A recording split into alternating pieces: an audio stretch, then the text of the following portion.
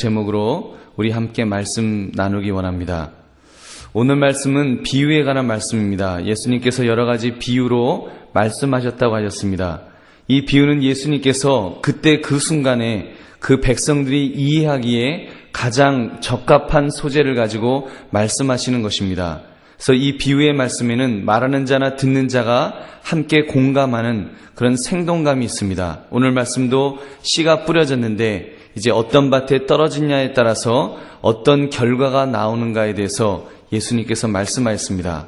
이것은 흔히 사람들이 보았던 어떤 현상들이었습니다. 그냥 길을 다니다가 보통 볼 수 있는 것이었기 때문에 예수님의 말씀을 들으면서 그들은 나름대로 끄떡끄떡거리면서 그 말씀을 이해했을 것입니다.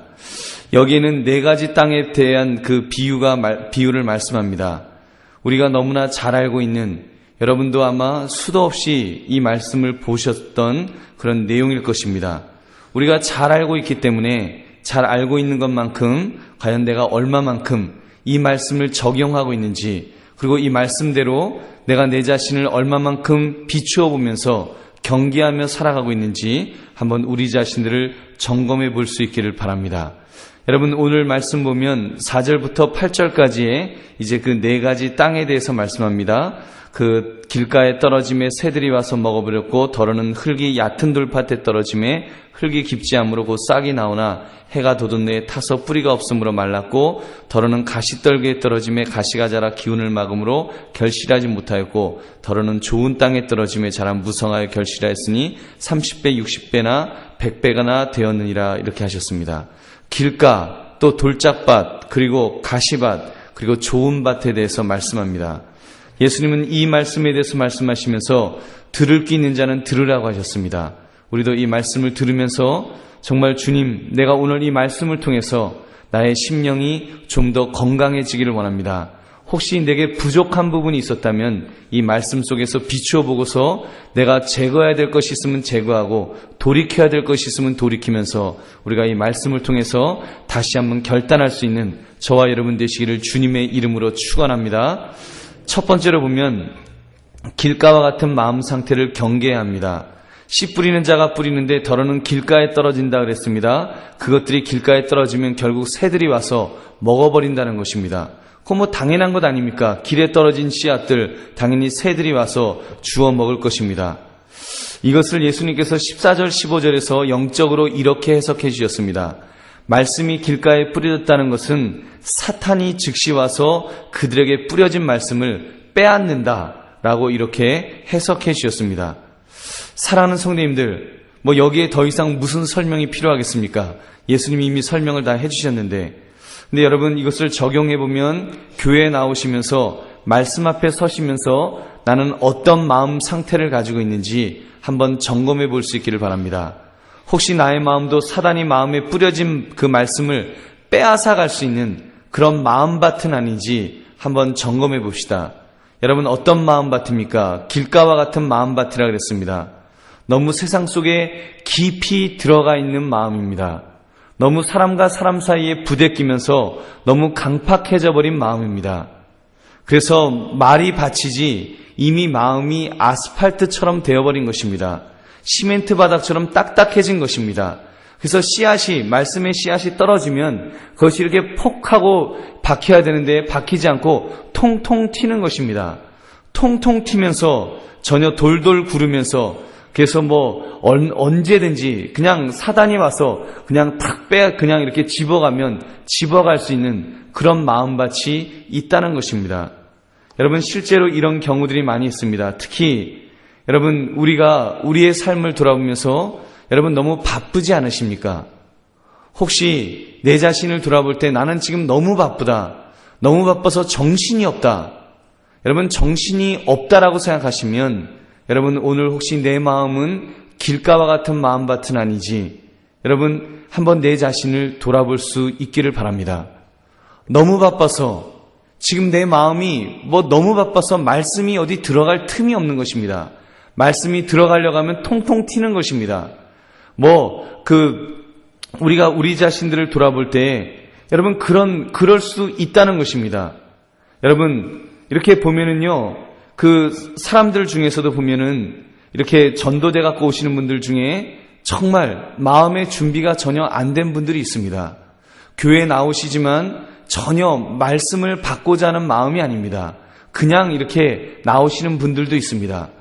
여러분, 그런 분들 같은 경우는 말씀이 들어가도 그냥 튀는 것입니다. 통통 튀는 것입니다. 근데 그런 분들이야 또 이제 초신자니까 그럴 수도 있습니다. 근데 여러분, 우리가 신앙생활을 오래 했다고 하면서 혹시 내 마음밭이 이렇게 길가와 같은 마음밭이 되지는 않는지, 우리가 영원히 마음밭이 길가와 같지는 않을 것입니다. 그러나 어느 순간, 여러분, 어떤 때 우리의 마음밭이 어느 주일 교회에 나오는데 우리가 말씀을 듣는데 이미 내 마음밭이 길가와 같은 마음밭이 되어버리진 않았습니까? 너무 바빠서, 너무 뭔가 다른 일에 집중하느라고 전혀 말씀을 들을 수 있는 준비가 되어 있지 않는 것입니다. 여러분, 그런 사람은 교회에 나와서 말씀을 들어도 이미 사단이 그 말씀을 그냥 빼앗아갈 것입니다. 머릿속에선 딴 생각하고 있는데요, 머릿속에선 여전히 다른 것들을 생각하느라고 이미 머리가 팽팽 돌고 있는 것입니다. 여러분, 마치 이렇게 러닝머신이라 그러죠? 러닝머신 여러분 밭이 어떻습니까? 이렇게 땡글해갖고 이렇게 뱅뱅뱅뱅 돌아가잖아요. 거기에 뭘 이렇게 발을 딱 올려놓으면 어떻게 합니까? 탕 튀기잖아요? 너무 바쁘게 돌아가니까 팽팽 돌아가는 밭이 되니까 튀는 것입니다. 여러분, 우리의 삶이 너무 바쁘다면 여러분, 여러분의 삶을 잠깐 멈추시기 바랍니다. 때로는 신앙 안에서 멈출 줄 알아야 됩니다. 그리고 내가 왜 이렇게 바쁘게 달리는지, 왜 이렇게 바쁘게 뛰고 있는지, 지금 바빠서 못 살겠다고, 바빠 죽겠다고, 여러분 그런 마음이 들 때마다 한 번씩 적어도 잠자리에 들어서라도 그때라도 한번 생각해 보시기 바랍니다. 내가 왜 바쁜지, 그리고 내가 지금 이 바쁜 것 때문에 나의 영성에 어떤 해가 지금 오고 있는지 여러분 점검해 볼 수 있기를 바랍니다. 그래서 내 마음밭이 길가와 같은 마음이 되어져서 말씀이 뿌려짐에도 불구하고 그것이 다 통통 튀겨서 사단이 뺏어가 버리는 그런 마음밭이 되지 않도록 우리 자신들을 경계할 수 있는 저와 여러분 되시기를 바랍니다. 여러분, 그러므로 우리는 교회에 나올 때마다 우리의 마음밭을 경작하는 기도를 해야 될 줄은 믿습니다. 주님, 내 마음이 세상 속에서 너무 바쁘게 돌아가고 있었습니다.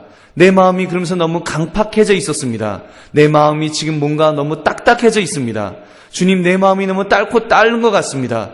주여, 제가 주님 앞에 나와서 이렇게 참으로 말씀을 들을 때 주의 말씀의 능력이, 성령의 능력이 내 마음밭을 이렇게 일구어 달라고 우리가 주님 앞에 기도할 수 있기를 바랍니다. 적어도 여러분 예배드리기 5분 전에 저도 그런 기도 속에서 주님, 참으로 내 마음밭을 일구어 주옵소서. 내가 너무 바빠서, 내가 지금 너무나 분주해서 내 마음이 딱딱해져 버린 이 마음을 주님 이렇게 일구어 달라고 우리가 기도하면서 우리의 마음을 옥토로 만들 수 있는 저와 여러분 되시기를 주님의 이름으로 축원합니다. 두 번째로, 흙이 얕은 돌밭 같은 마음을 경계해야 합니다. 여러분, 돌밭이 어떤 밭이겠습니까? 5절에 보면 흙이 얕은 돌밭이라 그랬습니다. 이 말은 길가와 같은 밭은 아닙니다. 나름대로 밭을 간다고 갈았습니다. 그런데 갈다가 마른 것 같은 슬쩍 갈은 것입니다. 아주 슬쩍 갈은 것입니다. 속 깊이까지 밭을 갈지 않고 겉에 흙만 살짝 덮은 것입니다. 돌은 여전히 있는데 거기다가 흙만 살짝 덮은 것입니다. 그러니 씨앗이 이런 밭에 떨어지면 흙이 깊지 않으므로 이렇게 싹이 나오기는 하지만 뿌리를 내리지 못하고 이제 해가 뜨거워지면 그냥 시들어버리는, 그 뿌리가 타버리는 그런 불행을 당한다는 것입니다. 예수님은 그것을 16절 17절에서 이렇게 말씀합니다. 또 이와 같이 돌밭에 뿌려졌다는 것은 이들을 가리킴이니 곧 말씀을 들을 때 즉시 기쁨으로 받으나 그 속에 뿌리가 없어 잠깐 견디다가 말씀으로 인하여 환난이나 박해가 일어나는 때에는 곧 넘어지는 자요라고 했습니다. 여러분, 이런 마음밭은 흙이 약간은 있기는 있습니다. 흙이 있기 때문에 씨앗이 들어가면 거기서 싹이 납니다. 다시 말해서 기쁨이 있다는 것입니다. 그래서 어떻게 보면 이렇게 신앙생활을 그래도 좀 하는 것처럼 보일 수 있습니다. 사랑하는 성도님들, 우리가 이런 신앙생활을 경계할 수 있기를 바랍니다. 신앙생활을 하기는 하는데 척하는 신앙생활이 있습니다. 진짜 하는 것이 아니고 하는 척 하는 그런 신앙입니다. 그래서 종교 생활로 슬쩍 모래를 덮어두는 것입니다. 그것은 마치 그렇게 하면 모든 것이 된 것이냐. 왜냐하면 파랗게 싹은 나오기 때문에 싹이 나오니까 마치 신앙생활이 뭐가 제대로 되는 것처럼 우리가 착각할 수 있습니다. 여러분, 척하면 그거는 착각입니다. 여러분, 그래서 우리가 그런 우리 자신들을 돌아볼 수 있기를 바랍니다. 준비하는 척하는 사람도 겉은 멀쩡하기 때문에 말씀에 반응은 있습니다. 그러나 기쁨으로 받고 은혜를 받을 수도 있습니다. 받는 것 같습니다. 그러나 분명한 사실은 그 말씀이 그 사람 속에 뿌리를 내리지 못하기 때문에 좀 어려움이 오고 그러면 금방 쓰러지고 넘어지는 것이 바로 그런 마음밭이라고 주님께서 말씀하셨습니다. 여러분, 사단이 조금만 건드려도 넘어지는 신앙, 우리가 그런 신앙을 경계해야 될 줄로 믿습니다. 여러분, 그렇게 경계하기 위해서는 내 신앙생활을 점검해야 됩니다. 혹시 내 신앙생활이 신앙생활 하는 척하는 신앙생활은 아닌지, 여러분, 척하는 신앙생활, 다른 사람에게 보이려고 하는 신앙생활, 그런 것은 아닌지 우리가 점검해 봐야 합니다. 밭을 가는데 돌을 갈래니까 힘듭니다. 힘이 드니까 돌은 그대로 놔두고 겉에다가 그냥 그 흙만 뿌려놓는 것입니다. 여러분, 우리 신앙생활도 그렇게 할 수 있습니다. 그냥 마치 흙을 뿌려놓는 것처럼 다른 사람들에게 보이기 위한 그 정도로 그 신앙생활에 만족할 수 있다는 것입니다. 거기에도 기쁨도 있고 거기에도 싹도 나오니까 내가 제대로 뭐 신앙생활을 하긴 하나보다 라고 착각할 수 있다는 것입니다. 여러분, 다시 말씀드립니다. 척하면 어떻게 된다고요? 척하면 착각합니다. 척하면 착각합니다. 여러분, 우리가 경계해야 됩니다. 그래서 우리가 여러분 주일날 이렇게 교회를 나오실 때 아마 수요 예배 나오시는 분들은 그런 분들이 한 분도 없는 줄로 믿습니다. 여러분, 교회 나오면서 특히 뭐 주일 대예배 같은 때는 내가 나가기 싫은데 이거 안 나가면 그래도 내가 중직자인데 교회 주일날 안 나왔다 그러면은 이거 완전히 이거 망신되지 할 수 없이 나오고, 여러분, 그런 사람은요, 만약에 그런 마음으로 예배에 참석한다면, 예배를 드린다면 그것은 이 지금 돌짝밭과 같은 마음뿐이 안 되는 것입니다. 당장은 기쁨도 있고 조금 그럴지 모르지만 웬만한 어려움이 오게 되면 그때는 무너지는 것입니다. 만약에 그런 사람에게 큰 어려움이 닥치면 가정의 문제나 또는 질병의 문제나 이런 걸로 큰 어려움이 닥치면 그때는 하나님을 원망하는 것입니다. 하나님을 막 원망하면서 하나님 도대체 뭡니까? 왜 나한테 이럽니까? 하면서 아마도 그렇게 신앙을 잃어버리는 그런 사람이 될 수 있다는 것입니다. 그러므로 여러분, 우리는 내 마음의 토양의 깊이도 점검해 봐야 할 줄로 믿습니다. 겉에 보이는 흙만 보지 마시고, 흙이 좀 있다고 해서, 흙이 좀 깔렸다고 해서 괜찮다라고 생각하지 마시고 우리는 이렇게 찔러봐야 할 줄로 믿습니다. 그래서 얼마만큼 그 깊이가 있는지, 과연 흙이 얼마만큼 깊이가 있는지, 그래서 얼마만큼 뿌리가 내릴 수 있는지를 우리가 분명히 바라볼 수 있고, 그리고 내 안에서 돌이 있다면, 그런 돌짝들이 있다면 그것들을 제거해서 그것들을 버릴 수 있는 그런 저와 여러분 되시기를 바랍니다. 괜히 여전히 내 안에 그 돌들을 그대로 갖고 있으면 여러분, 나만 힘든 줄 여러분 믿으시기 바랍니다. 한번 따라해 보십시오. 나만 힘들다. 그 영적인 담석증이다. 여러분, 영적인 담석증입니다. 나만 힘듭니다. 그 돌들이 그 속에 있으면 얼마나 힘들겠습니까? 그래서 여러분, 우리가 기왕 신앙생활하는 거, 내 마음속에서 내가 내 신앙의 깊이를 재다가 이렇게 돌이 발견되면 발견될 때마다 바로바로 뺄 수 있기를 바랍니다. 바로바로 제거할 수 있기를 바랍니다. 내 안에서 쓴뿌리가 있으면 그 쓴뿌리도 제거할 수 있기를 바랍니다. 그래서 우리의 마음밭이 점점 깊어질 수 있는 저와 여러분 되시기를 주님의 이름으로 축원합니다. 세 번째로, 가시밭과 같은 마음을 경계해야 합니다.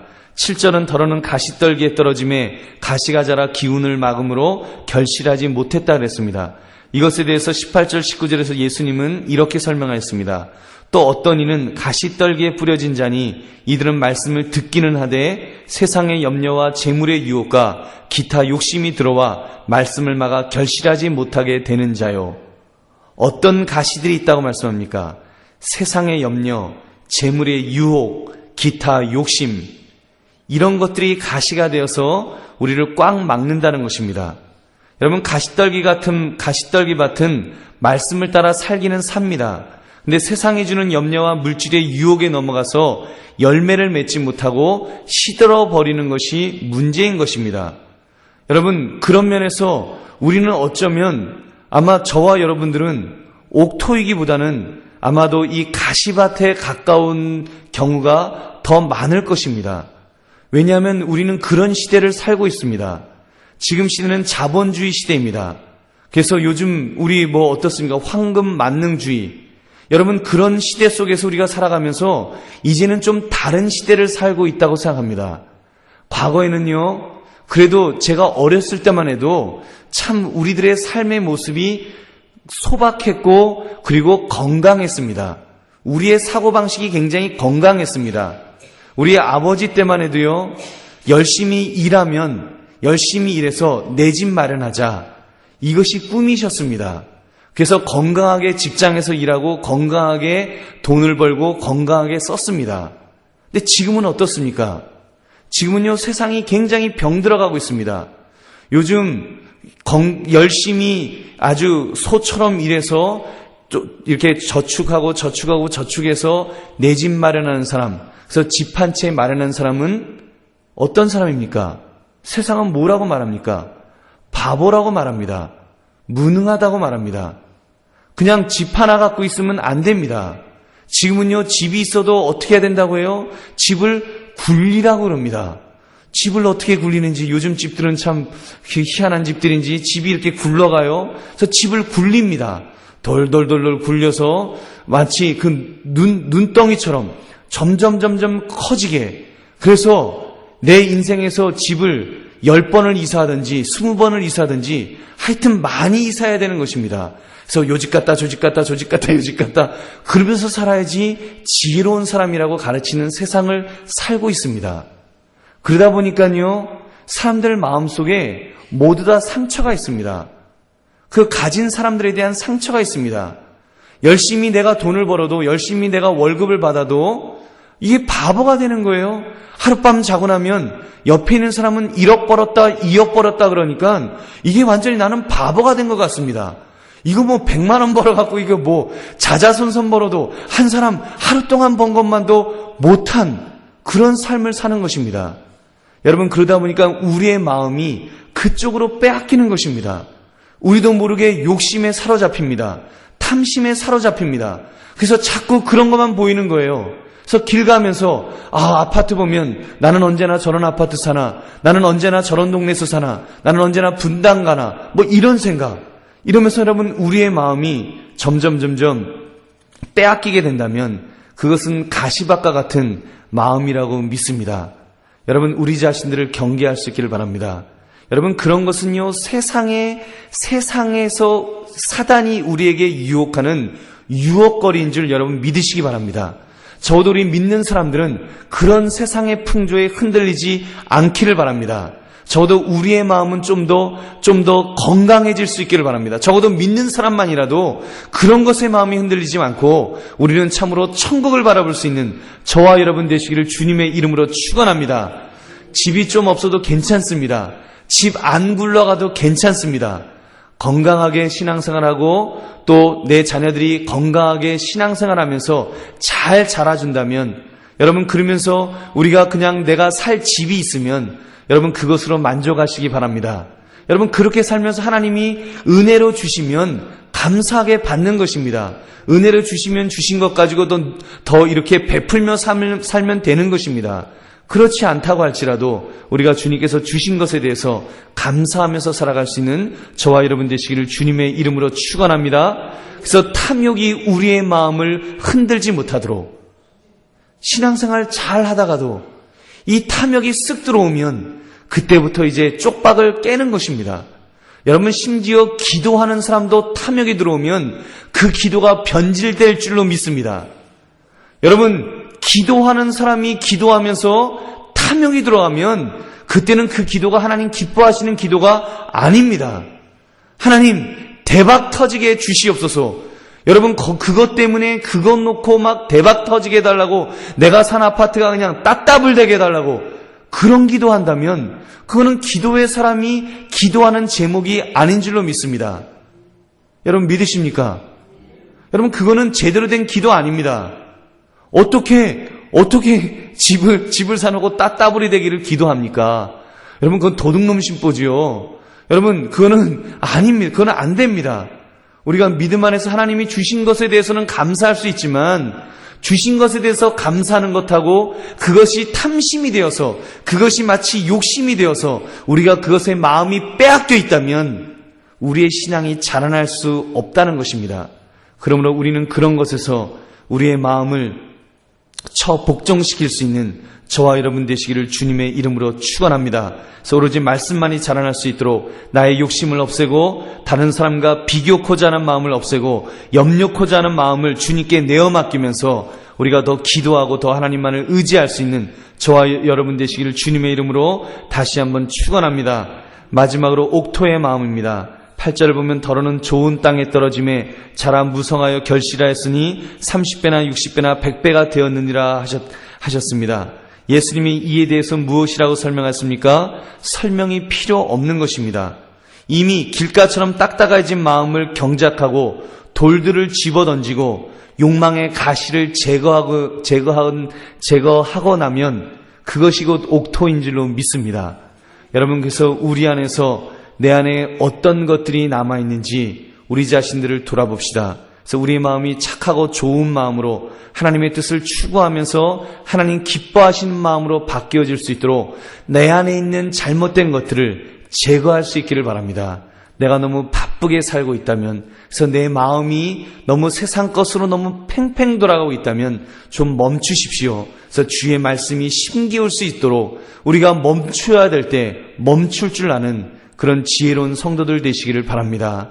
또한 내 안에서 그런 제거해야 될 돌들은 없는지, 흙이 너무나 얕지는 않은지, 그래서 그런 돌들이 있으면 그 돌들을 제거하고, 그래서 그것들을 버리고, 또 욕심이 있으면, 욕심이 자라나고 있으면 그 욕심을 끊어버리고, 그 욕심이 가시가 되어서 나의 신앙의 열매를 맺는데 방해하지 못하도록 그것을 뿌리채 잘라내서 우리가 참으로 주님 안에서 우리는 옥토가 되어져서 주의 말씀이 심기어질 때마다 그 말씀이 30배, 60배, 100배의 결실을 맺는 저와 여러분이 되시기를 바랍니다. 그래서 여러분 우리가 큰 나무 되기를 바랍니다. 여러분 큰 나무는요 세상의 욕심에 따라서 그렇게 무엇을 많이 가진 사람, 무엇을 많이 배운 사람, 많이 출세한 사람, 그런 사람이 큰 나무가 아닙니다. 여러분 지금 장로님이 대통령이 되셨지만 여러분 그 장로님도 정말 욕심에 이끌리지 않고 앞으로 잘 정치를 하지 않으면 그분도 큰 나무가 안 될 수도 있습니다. 대통령이라고 큰 나무가 아닙니다. 여러분 신앙적으로 올바로 서서 거기서 아름다운 결실을 맺지 못하면 여러분 그것은 잡초와 같은 인생이 될 수밖에 없다는 것입니다. 여러분 큰 나무는 그런 출세했다고 세상적으로 출세했다고 큰 나무가 아니라 우리가 신앙적으로 건강해져서 우리 안에서 참으로 아름다운 열매를 맺어서 우리가 30배, 60배, 100배의 결실을 맺을 수 있는 큰 나무가 되어지면, 그래서요 여러분 잎사구도 풍성한 그런 나무가 되어지면 거기에 새들이 깃들게 될 줄로 믿습니다. 나그네들이 그 밑에 와서 열매를 따먹으면서 참 이 나무 참 귀한 나무다라고 칭찬하게 될 줄로 믿습니다. 여러분 그런 참으로 풍성한 열매를 맺으면서 큰 나무 같은 신앙생활 하시는 저와 여러분 되시기를 주님의 이름으로 축원합니다. 우리 함께 통성으로 기도